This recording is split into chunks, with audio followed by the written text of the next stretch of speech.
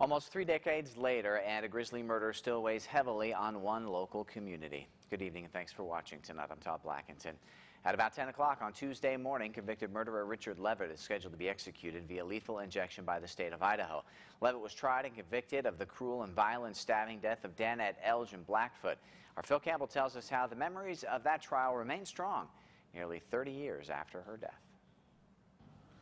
Blackfoot, it's a small community with a memory that goes back decades, and in the murder case of Danette Elge, many here remember it as if it were yesterday. It was probably the ugliest crime scene anybody would ever see. It was horrible.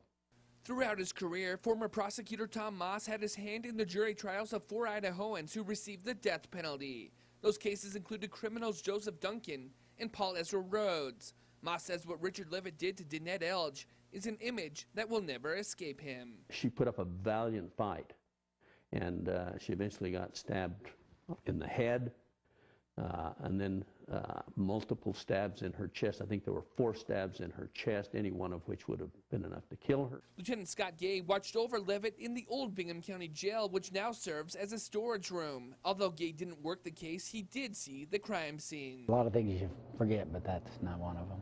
He also remembers the impact this case had on the community. Gay says before Leavitt was charged with the murder, this was a case of whodunit. It's something this small community rarely sees.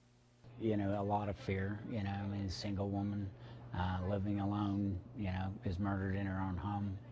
That obviously wreaks fear on the community. It did cause a lot of concern for people. Joyce Brown lived just 2 doors down from where Elge lived and died, and like in many small towns, Brown knew both Leavitt and Elge. And anywhere, and something that violent, it was, you know, really, I couldn't believe it in this area.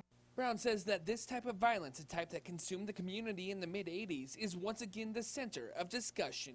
And people that have been right here around it all the time will definitely remember it for forever. There are some things that will happen to you in your life, in everybody's life, that they'll never forget.